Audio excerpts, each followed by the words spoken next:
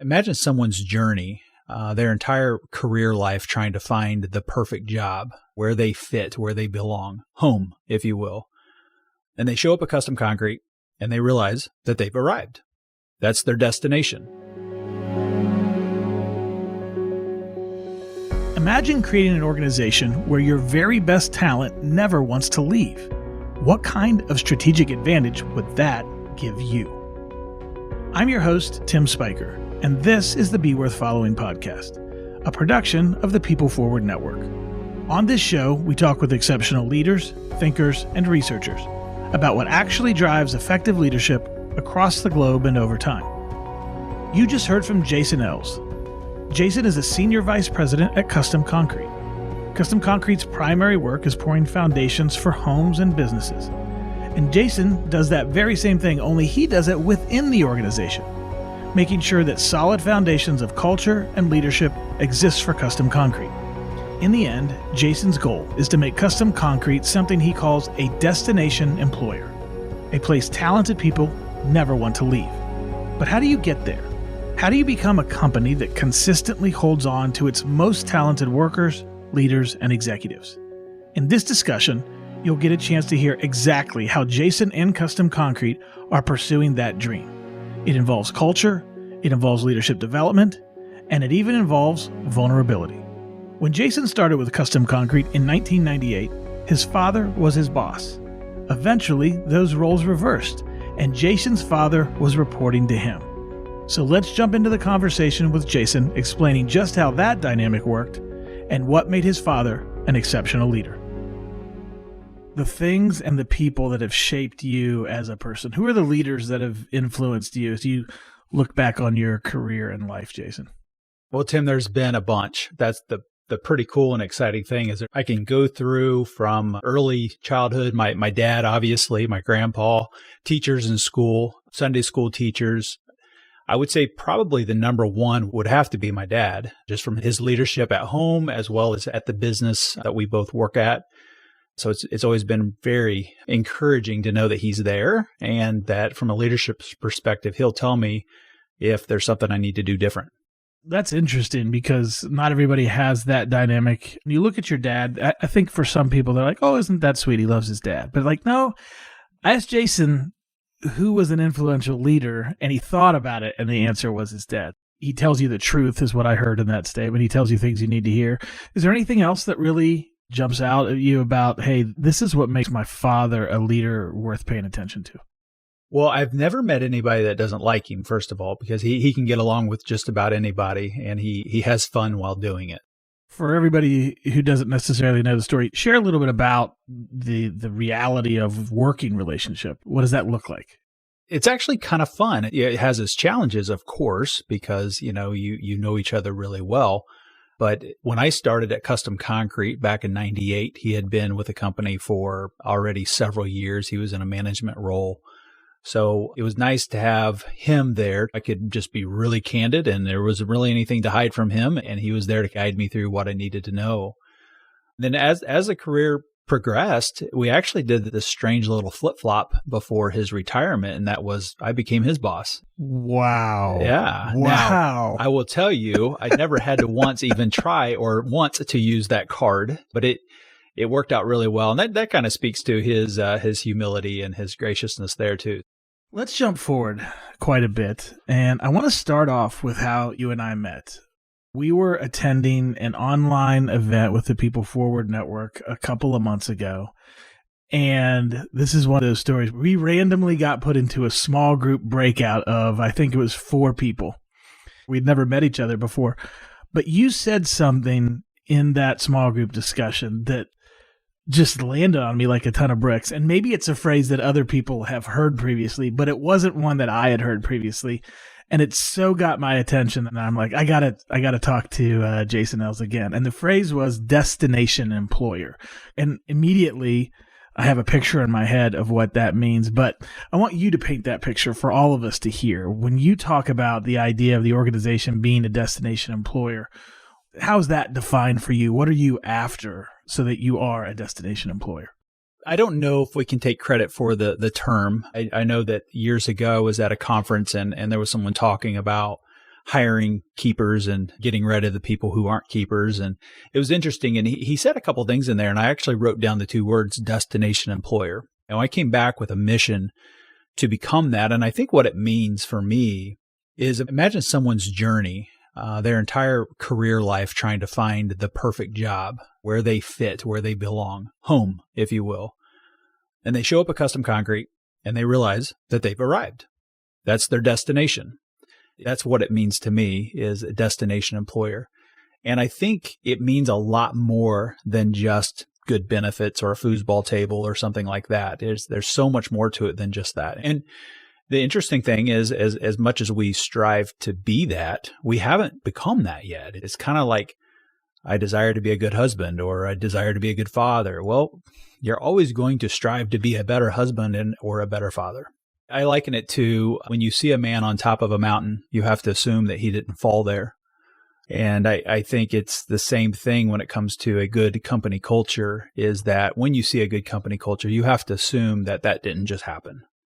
Someone was very intentional. Someone tried, and they had a vision for it. That's what we're after at Custom Concrete.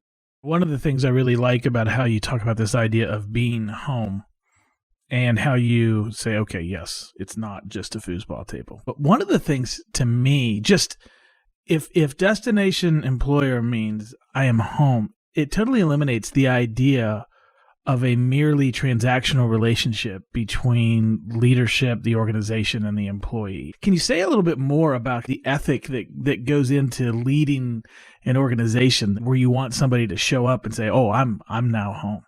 We've not perfected this. I can't claim that we've arrived, but here's the premise. It really does start with the why. Simon Sinek wrote the great book on Start With Why. And if you want to know our why at Custom Concrete, at the very basic level, it is, we're here to positively impact and improve the lives of the people around us. So when you start doing that, and you get creative and you get intentional about not just meeting the expressed needs, but the unexpressed needs of employees, I think what happens is you start tapping into discretionary effort. It's kind of the difference between little kids when you tell them to clean up their room versus little kids when you tell them to go collect Easter eggs. It's a completely different energy, but it's almost the same task. This is brilliant. I've never thought about this. I'm thinking about this activity in my own house. Nobody complained about picking up the Easter eggs. And they were fast at it, right? And they were excited about it. Now, there may be some elbowing and pushing and shoving people out of the way, but hey, you get all the Easter eggs picked up. I don't know if that's a good analogy or not, but I think that's the difference in energy, is when you can tap into that discretionary effort, what happens is the process and the strategy is not enough. Peter Drucker said it best when he said that culture eats strategy for breakfast. And I believe that that's kind of what I'm talking about, is when there's gaps in your process, or variables happen, or there's changes, or some unknown thing that's going to turn over the apple cart, people who are giving you their discretionary effort will close that gap. Yeah, I think that's true. Norman Schwarzkopf, I heard him say one time that good people can make a bad plan work. I think, to just riff on that a little bit, energized and engaged people can make a bad plan work. Do we want to present our people and our organizations with bad plans? No. But how often are our strategies a little bit off? Most of the time, because we don't have crystal balls. So if we don't have the crystal ball to tell us exactly where to go all the time, and so we're a little bit off, this discretionary effort to fill in the gaps really makes sense. And now all of a sudden, the really energized culture, it does become a strategy, because it's the thing that overcomes when our plans are imperfect. Let's go further into that, because the idea of culture is something that a lot of people are talking about. You and I have talked offline a little bit about the idea of good culture. Who's it good for? I think you have some unique perspectives on this. Yeah, well, maybe a place to start is, who isn't it good for? And I would say that's your competitor. Boom, we are all motivated now. Yes, Yeah, that's great. That's right. That's great. A great culture for us is not good for our competitor. That's solid. Your competitor doesn't want that. I do have a hard time understanding who it wouldn't be good for. It's obviously good for the employee, because they enjoy where they work, they enjoy what they do, they enjoy the people around them. They're willing to give discretionary effort. So therefore, it's good for the employer. It's good for the peers and the other people working around in the team. I think it's good for the community. I think it's good for the employees' families. Think about from a stress standpoint. There's definitely a difference between something you enjoy to do and it's hard is pressure versus something you hate to do, it's hard is stress. So the idea there is that if it's something they enjoy because of the culture they're in, they're not bringing a bunch of stress home. Maybe pressure, sure, but it's just difference. There's a difference between having all that pressure, and we'll call it stress, at work, but knowing that you've got a team around you that's willing to help and pick up and support. And you're not going to get yelled at. You're not going to get cussed at. You're not going to have water bottles thrown at you. It doesn't mean there's not pressure. It just means that you've got people there to help you bear that burden, so that you're not having to take it all home necessarily. Now, I'd like to tell you that I never take stress and pressures home. My wife would tell you something completely different. It's a game changer when you know you have a team around you that supports you.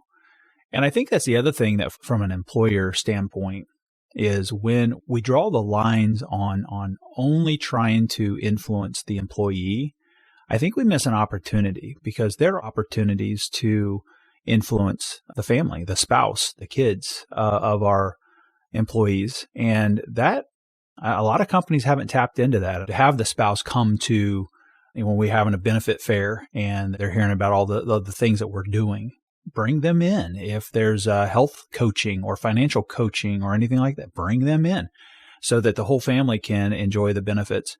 And two, it's an opportunity to say, hey, your dad is a rock star. Or, hey, your mom is the best. She takes care of us. It's so good to take those opportunities. That's gold. And I'll caveat it by saying it's gold when you really mean it. Those ideas to me are like a sharp edge. When they're in the hands of a criminal, I'm not excited about it. But when they're in the hands of a surgeon who's trained for it, when you're in the hands of a really exceptional leader, exceptional organization, those little ideas are just so amazing. And they really do feed into family and feed into relationships in a really unique way. I love that, because one of the things, Jason, that sometimes we can talk about ideas broadly, but what I love about what you just shared is like super practical. We're having a benefits fair. The family is invited. We engage with the whole family, not just the employee. That gets us some concrete examples. Pardon the pun there. Didn't mean that. I'll probably do it again by accident later on. Let me play devil's advocate just a little bit on the culture piece with regard to customers. If I'm kind of a harder core customer mentality, like your job, Custom Concrete, is to whip your people into a frenzy so that they do everything under budget and fast, and I don't care much about what your internal culture is. So what would you say to that customer? How does a healthier culture necessarily impact that person who's just thinking time and budget? Well, sometimes you just don't try to explain to people who aren't willing to really try to understand. So first of all, it may not be worth the time or the effort to explain it. I would ask them, so customer service is important to you? Well, yeah, of course. Quality is important to you? Yeah, of course. Okay, so here's the philosophy on that. And this isn't mine. This actually came from the book Agile Engagement. But really what happens is when an employee understands intellectually what the purpose is, what the mission is, and they get it really from their emotions. They understand it with their heart. That will manifest itself into actions and or behaviors that move the company forward. So what I would say is, look, we're doing this for you, customer. We're doing this so that you have the customer service and so you have the quality, because we have people that care. We have people who are willing to take the extra step, go the extra mile, do the hard thing to make sure that you're taken care of. I mean, when someone says, I want quality service, I want good quality, they're not talking about just a commodity at that point. So their mouth is saying something different than what they really want. Let's switch gears a little bit and talk about what's going on in the marketplace, because as we talk here, late April 2022, the Great Resignation, as it's been called many times, is going through a number of iterations, and it seems like every month we hear another amazing statistic about how many people have quit their jobs and moved on to other things. But I'm curious, when you think about this mass exodus from the workplace that gets talked about a lot, I'm wondering, how is it affecting Custom Concrete? The labor market certainly has shifted. It continues to shift, and we're trying to stay in front of it the best we can. We do have full-time recruiters on our team, and they do a great job. We're training our supervisors and managers to take care of people and onboard people to reduce that turnover. Interesting thing, while the Great Resignation was happening, our turnover rate was improving. And I will say it's not all credited to what we're doing. I think part of it is our market, the construction industry, never slowed down. We've been busy. We've been pressed. We've been pushed. So I think that keeps challenge in front of people, and it keeps opportunity in front of people, so they don't have a lot of time to wonder what's next, what's best for them, to move on, find another career. So that's helped us, where I don't think other industries can say the same thing. So I want to be careful that I don't make that statement that, hey, all the things we're doing is working and we've reversed it. No, I think that's part of it. But we saw it coming, and we knew that talent was our most valuable asset to what we're trying to do. So we got in front of it with training and with understanding and benefits and all the things that I've been talking about. And I think it's making a difference. One of the things I hope everybody notices as they listen to you talk is you have a number of qualifiers with many of your answers. And the reason I love that is because your qualifiers, Jason, are almost always, okay, we are doing some good things, but we can't take all the credit for everything. When I hear that from somebody, I hear two things. I hear somebody who's committed to accuracy in what they're saying, because there are some other factors, but there's just such an integrity in that as well. But there are some things that you are doing. And I will say, and I shared this on an episode here just recently, we're very selective in who we have be a part of the Be Worth Following podcast. And so it's really interesting as we put a filter on the guests that we have on the show, and I keep asking them this question about the Great Resignation, and every single one of them is experiencing it at a meaningfully lower level than their peers. And I just think that's not a coincidence. Not that it isn't real, not that we don't have to take it into account, but that the organizations who are being really led well and thoughtfully and have more exceptional cultures, it turns out that people aren't wanting to leave those organizations as quickly as crappy cultures and bad places to work and bad leaders to follow. I think it just makes sense. If people are happy and engaged in what they're doing, you would think that they're more inclined to want to get back to work, not find another job. So it does make sense. You and I, in our previous conversations, have talked about this a little bit. And trust is a word that gets thrown around everywhere. There's no shortage of people acknowledging that trust is an important part of the equation to effective leadership and a healthy culture. But I would like people to get a chance to hear a little more specifically your views on trust and how that plays out in organizational life for you and at Custom Concrete.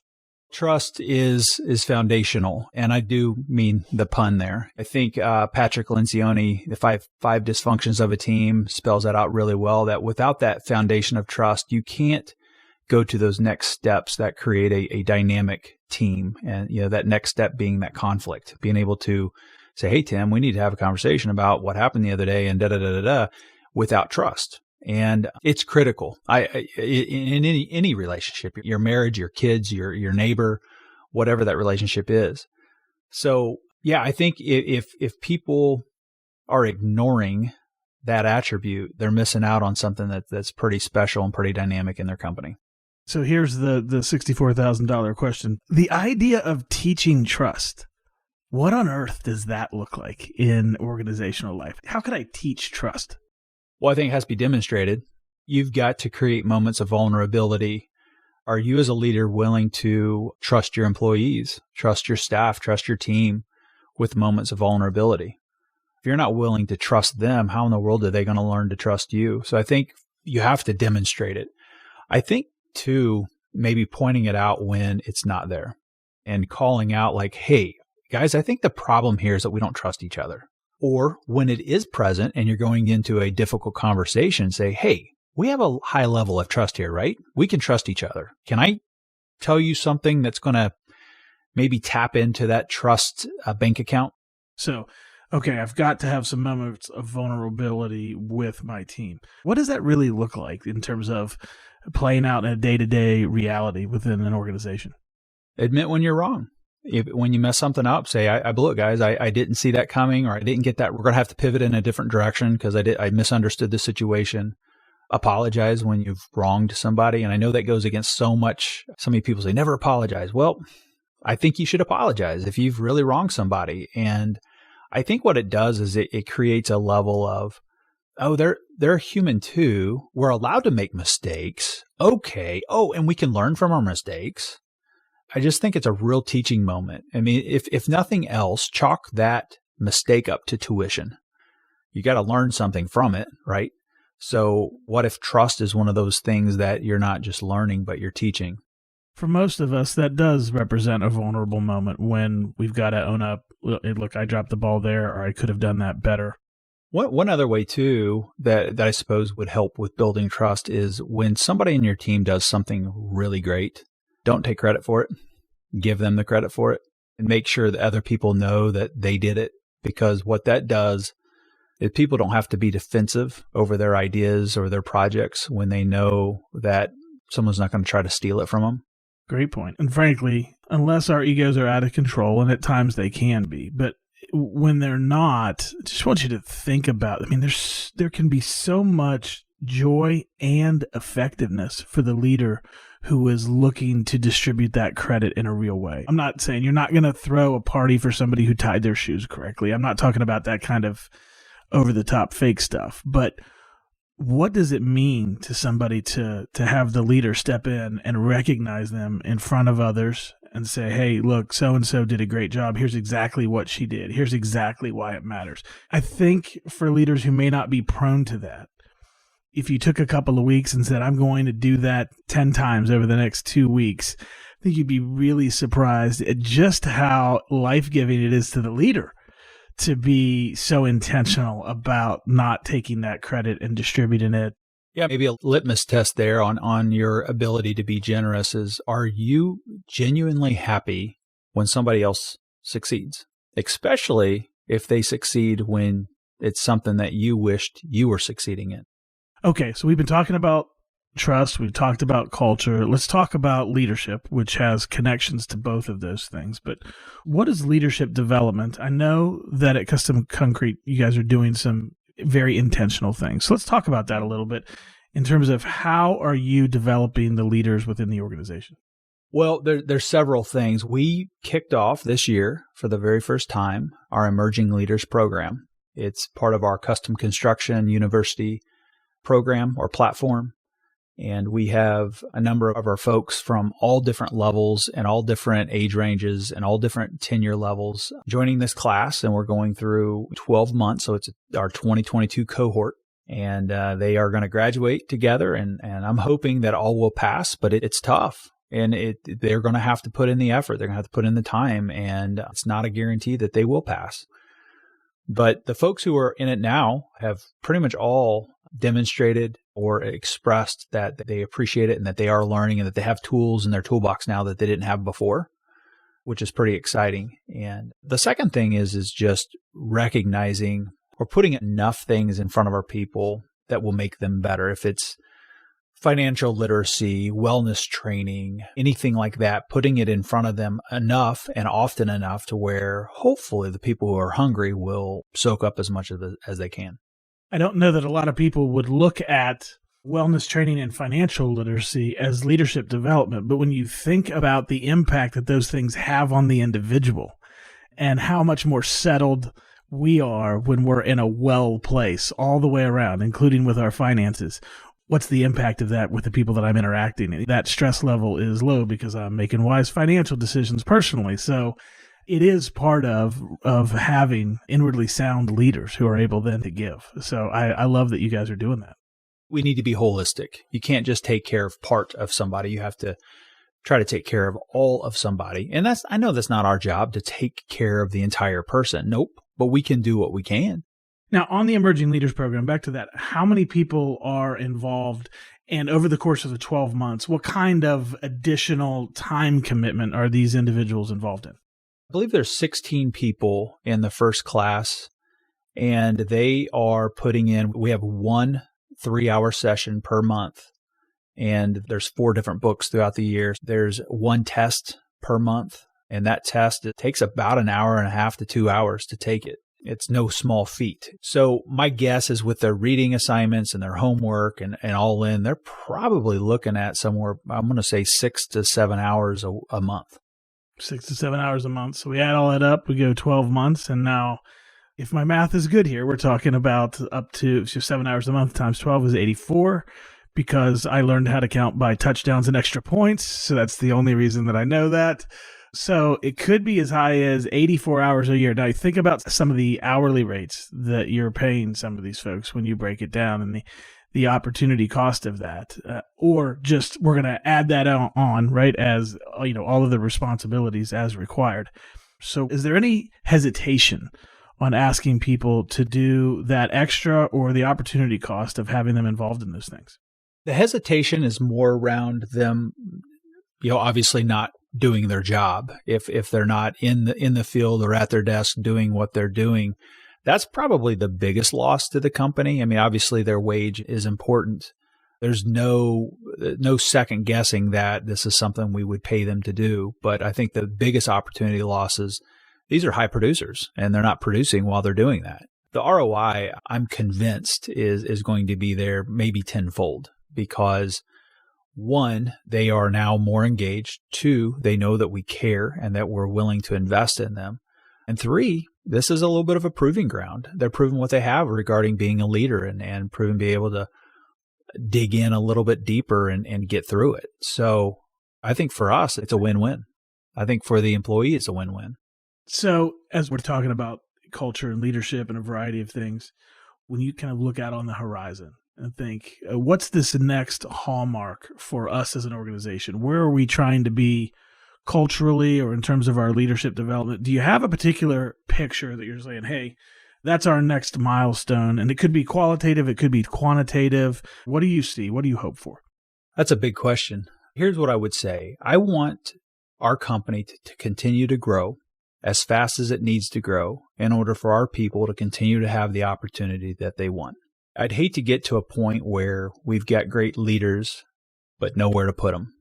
If we really are becoming a destination employer, that means we're going to have people wanting to stick around. Well, people want to stick around. They're likely not going to want to do the same thing for the rest of their lives. Maybe some people want to, and that's okay. But if they want to grow into something, I'd like to create that opportunity for them. I mean, it says a lot of different things, because I think there's a kind of a chicken egg situation with that. As we grow and develop our leaders, if we believe that leadership makes a difference, it's likely that we're going to hopefully create new opportunities and the expansion continues. At the same time, there is a little bit of a, oh man, we've got all these exceptional leaders and they've got to have somewhere to continue to grow. So when it comes to making these investments, what are some of the reasons that it's important to the people around you, be it employees or be it customers, to make these investments? What does that get for you and get for the organization? This isn't about the bottom line. Some people can look at, well, you're doing all this culture because it's very pragmatic and you want to improve the bottom line. The bottom line is important so that we can take care of our people. So I think it's important for our people to know that we really do genuinely want them to be the best version of themselves. And at the end of the day, we have their back.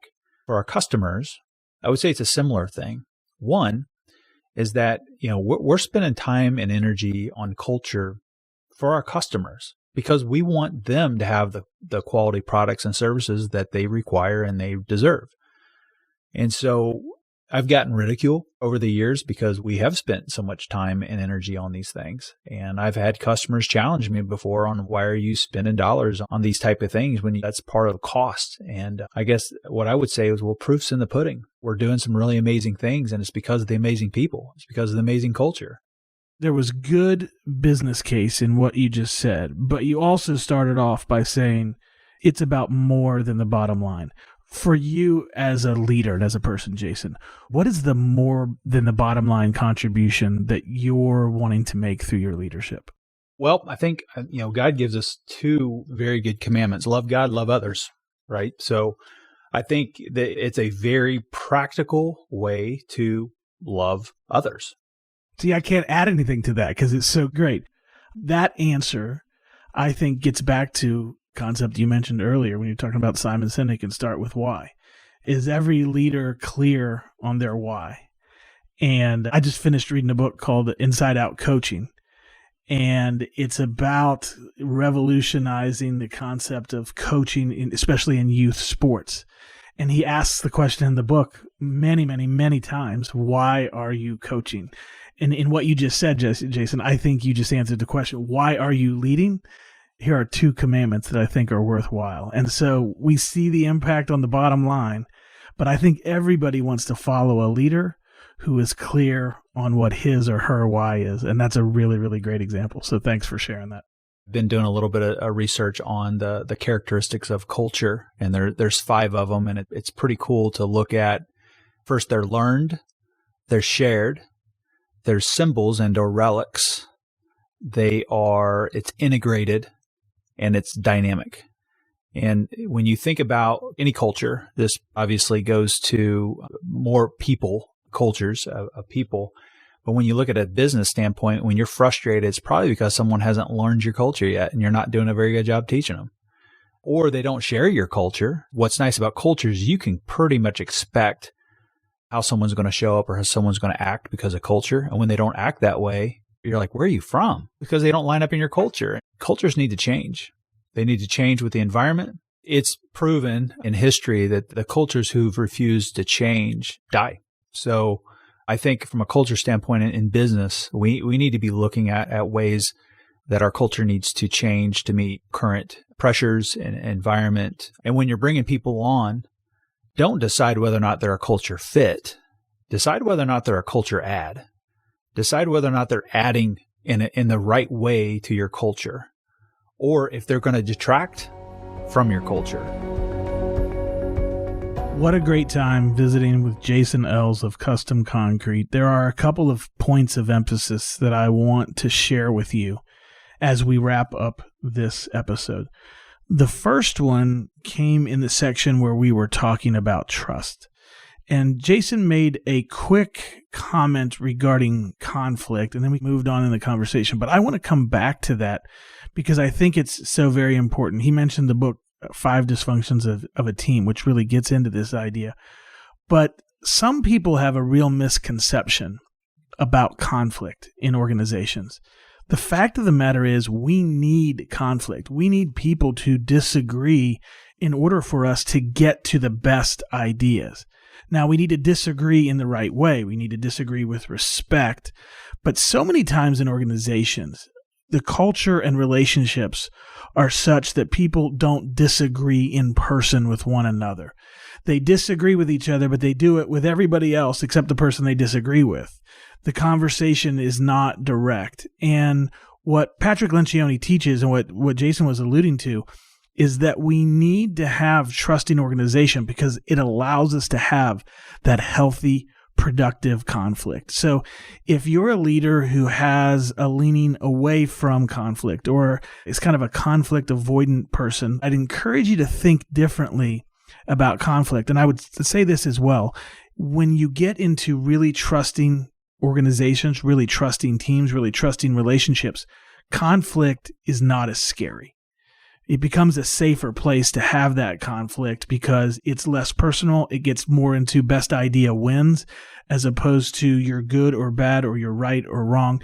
And so I want to encourage all of us as leaders to lean into healthy conflict and to understand that we've got to be really trustworthy in order to create space for conflict to be healthy. That healthy conflict is going to help us get to better strategies, better ideas, and better execution.